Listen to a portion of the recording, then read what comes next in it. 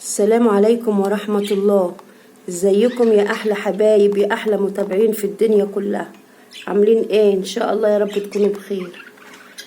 النهاردة انا هعمل بقى فيديو حلو قوي ان شاء الله باذن الله تعالى، هيعجبكم جدا. وجبة اضافية حلوة قوي وخطيرة، وان شاء الله هتجيب مفعول جامد جدا مع العصافير. طبعا انا كنت عملت قبل كده ليا وجبة البيض بالبقسماط، وعرفنا فوائد البيض وانا قلت ان وجبه البيض بالبقسماط دي مهمه جدا في حاله التزاوج، في حاله وضع بيض، بتزود من عمليه التخصيب، في كالسيوم، البيض فيه كالسيوم بيقوي عظام العصافير. المره دي بقى هعمل وجبه البيض بس مش بالبقسماط، البيض بحب الرشاد المطحون. شايفين حب الرشاد انا طحناه، والبيضتين كده مسلوقين. هنقول فوائد حب الرشاد. قلناه ان هو بيعمل ده محفز قوي، بيزود نسبة الخصوبة عند الذكور، وكمان بيدي يعني بيخلي الأنثى توضع كمية كبيرة جدا من البيض. كمان هو بيفتح فاتح للشهية، بيفتح نفس العصافير للأكل، وبالتالي لو في زغاليل فممكن العصفورة تاكل بكميات كبيرة بحيث انها تأكل زغاليلها. كمان هو مفيد جدا، في املاح معدنيه، في احماض امينيه، في فيتامينات. كمان بيساعد في تطليع الريش لاول مره، وهو برضو اللي بيخلي الريش العصافير اللي هو اللون الجميل اللي بيلمع الزاهي ده بالنسبه لحب الرشاد. البيض احنا عارفينه ان فيه كميه كبيره جدا من الكالسيوم، فيه نسبه عاليه، فيه كمان بروتين، وطبعا بيقوي العظام العصافير. ولازم كمان البيض يبقى مخصب ويبقى فيه كمية كبيرة من الكالسيوم علشان البيضة تطلع قوية وقشرتها قوية. لو طلعت قشرتها كده طرية يبقى اذا هي ايه، في نقص كالسيوم عند العصفورة، وبالتالي احنا عايزين نقوي العصفورة عشان لما تيجي تبيض بيض قشرته قوية يبقى فيه كمية كبيرة من الكالسيوم. وبرده لو في زغاليل تقدر عظام الزغاليل تبقى برضو قوية من كمية الكالسيوم اللي موجودة في البيض. فزي ما انتوا شايفين كده يا حبايبي، انا جايبة بيضتين وههرسهم كويس جدا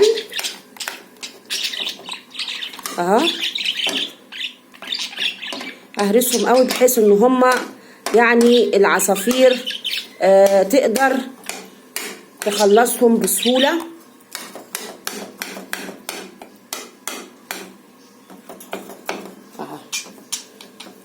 لازم نهرسهم جامد زي ما انتوا شايفين كده.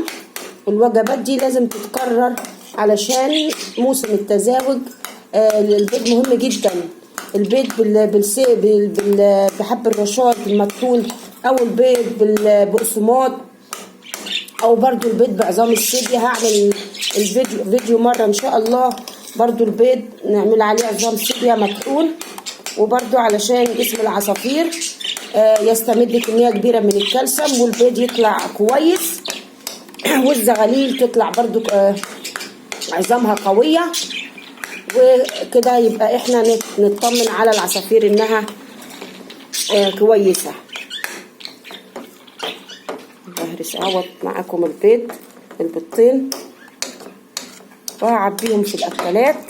وطبعا انا هحطهم قدام العصافير مش كتير قوي، مدة كده 3-4 ساعات لما ياكلوهم، او على قد ما يقدروا ياكلوا في المدة دي.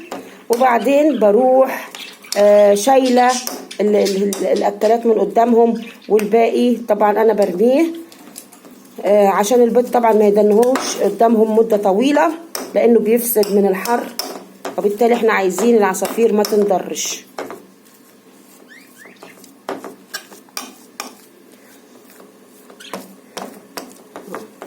البيض يا حبايبي ده فيه حاجة يعني كمية عالية جدا من الكالسيوم، وده اللي بتمد العصافير بتخلي عظامها قوي، وبتخليهم طبعا يقدروا يتحركوا، يقدروا يعني يلعبوا، يقدروا يبقى فيه جسمهم حركة ونشاط، وتبقى عظامهم قوية.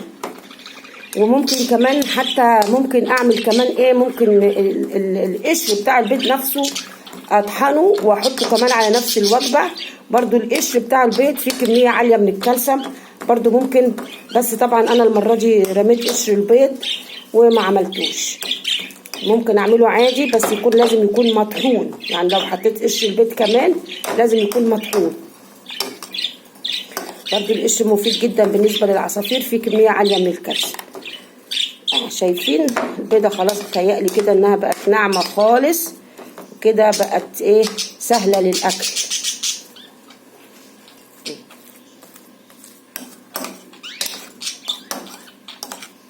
طبعا انا الكميه دي هوزعها بقى على اكلتين، بحيث ان ايه يعني كويس قوي كده ان ياكلوا فيها لمده 3-4 ساعات، وهشيلها من قدامهم على طول بعد ما اعرف ان هم يعني كلوا كميه منها. وانا مش محتاجه اكتر من ان هم بس ياكلوا ولو حتى نص الاكل ده.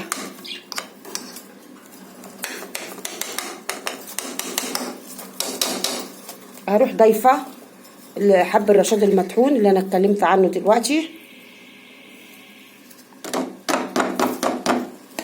اهو. وبعد كده طبعا هقلبه في بعضه كويس قوي بحيث ان هو يندمج مع البيض. وطبعا لما يجوا ياكلوا البيض هضمن ان هم كلوا معاه حب الرشاد المطحون.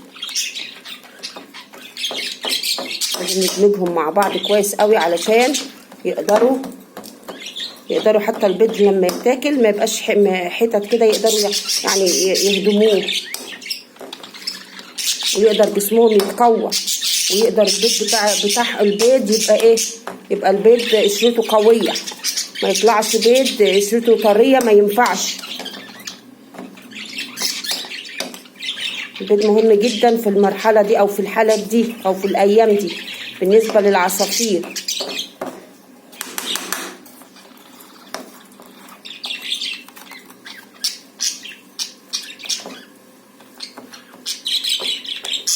دلوقتي خلاص كده طبعا بقى سهل الاكل، سهل على الاكل اهوت، يقدروا بقى ياكلوه. انا هعبي ايه الكميه دهيت زي ما انتم شايفينها كده في اكلتين، بحيث ان ايه ان كل اكاله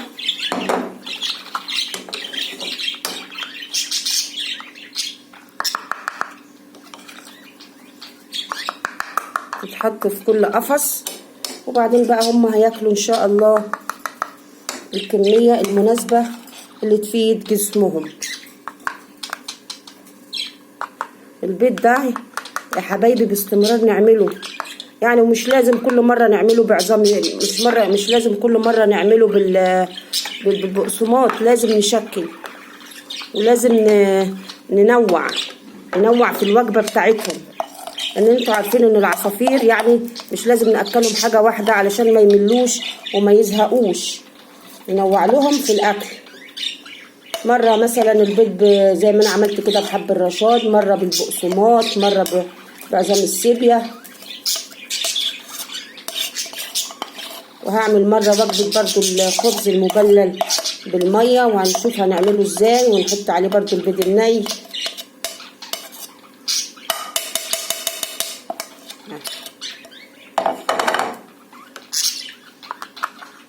انا كده مش محتاجه الا يعني ايه، لو هما كلوا كل اكاله اتاكلت منها مثلا نص الكميه يبقى كويس قوي، يبقى حلو جدا.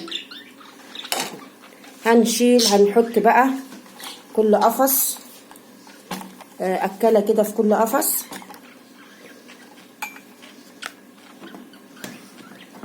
القفص ده نحط له الاكاله في الارضيه بتاعته اهوت زي ما انتم شايفين كده.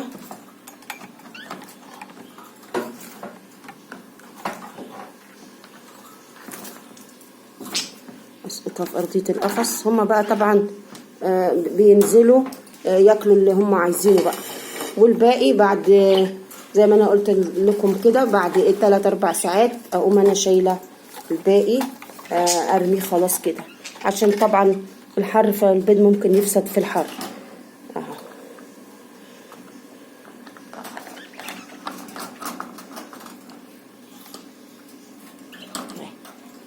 بتتعلق كده.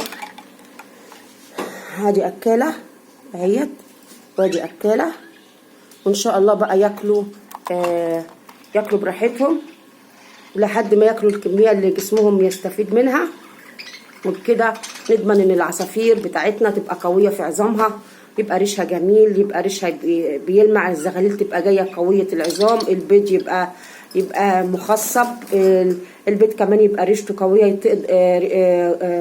قشرته قويه، تقدر الانثى تطلع الزغاليل كويس، تقدر تبيض لنا كميه كبيره من البيض.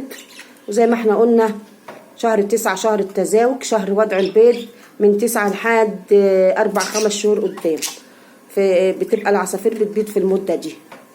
خلاص، ايه رأيكم في الفيديو الجميل يا احلى متابعين يا احلى مشاهدين؟ ايه رأيكم في الفيديو الحلو ده؟ يا رب ينول اعجابكم، يا رب ان شاء الله بإذن الله تدعموا الفيديو باللايك، واللي بيشوفني لأول مرة يا رب ان شاء الله يشترك معايا في القناة. اشوف وشكم على خير، لكم مني كل جديد، والسلام عليكم ورحمة الله وبركاته.